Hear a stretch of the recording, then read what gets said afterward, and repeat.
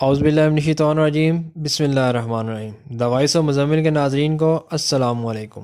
ناظرین، آج میں آپ سے ایک ایسے درویش کا ذکر کروں گا جس کی بددعا سے ایک نبی کو شکست کا سامنا کرنا پڑا۔ اس کے بعد اس درویش کے ساتھ کیا ہوا، یہ جاننے کے لیے یہ ویڈیو آخر تک ضرور دیکھیے گا۔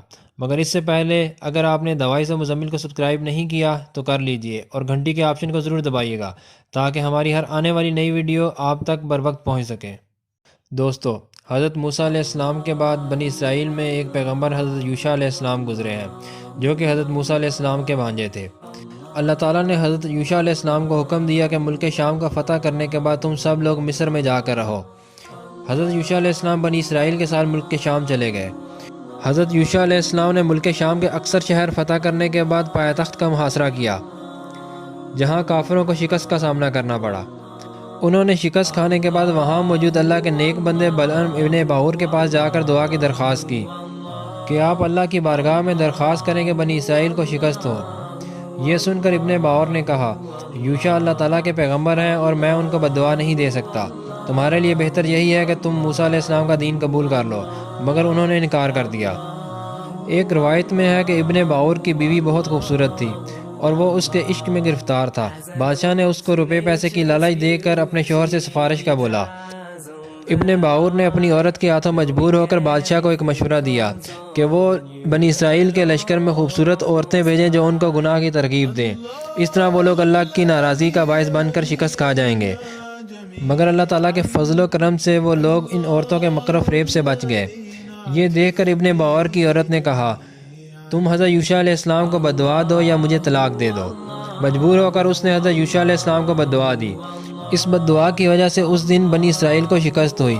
حضرت یوشع علیہ السلام پریشان ہو کر گھوڑے سے اترے اور اللہ کی بارگاہ میں دعا کی، اے اللہ، ہم تیرے حکم سے اس شہر کو فتح کرنے آئے ہیں، آج کی شکست تیری مدد کے بغیر نہیں۔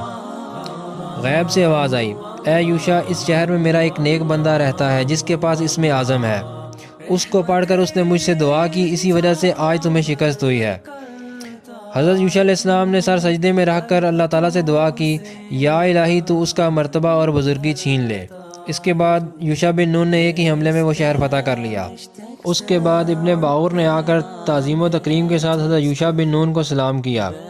حضرت یوشع علیہ السلام نے فرمایا کہ میں نے تیرے خلاف بددعا کی تھی جس کی وجہ سے تیرا مرتبہ اور بزرگی چھین لی گئی، مگر اب تیرے پاس صرف 3 دعائیں ہیں جو قبول ہوں گی۔ یہ سن کر وہ بہت شرمندہ اور نادم ہوا۔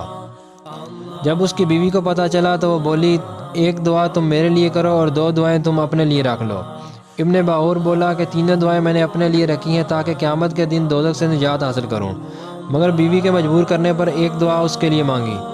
اس کی بیوی بولی، میرے لیے دعا مانگو کہ میرا جمال اور صورت سب سے خوبصورت ہو۔ ابن باور کی دعا سے اس کی بیوی پہلے سے زیادہ حسین ہو گئی، مگر اللہ تعالیٰ کے غضب سے ابن باور کا چہرہ کالا ہو گیا۔ اب اس کی بیوی غیر مردوں کے ساتھ عیاشی میں لگ گئی۔ ابن باور میں طیش میں آ کر اس کو بددعا دی جس سے اس کا چہرہ کتیا کی مانند ہو گیا، جس کو دیکھ کر اس کی اولاد رونے لگی اور شہر کے لوگوں نے اس کو طعنے دینا شروع کر دیے۔ تنگ آ کر اس نے بیوی کے حق میں دعا کی، تب اللہ تعالیٰ نے اس کی شکل پہلے جیسی کر دی۔ دوستو، بلعم ابن باور ایک درویش تھا، مگر نفس امارہ کی پیروی سے اس کا مرتبہ اور بزرگی چھین لی گئی۔ اللہ تعالیٰ ہمیں اپنے حفظ و امان میں رکھے۔ دوستو، اگر آپ کو یہ ویڈیو اچھی لگے، لائک کریں، شیئر کریں اور ہمیں کمنٹ ضرور کریے گا۔ اللہ حافظ۔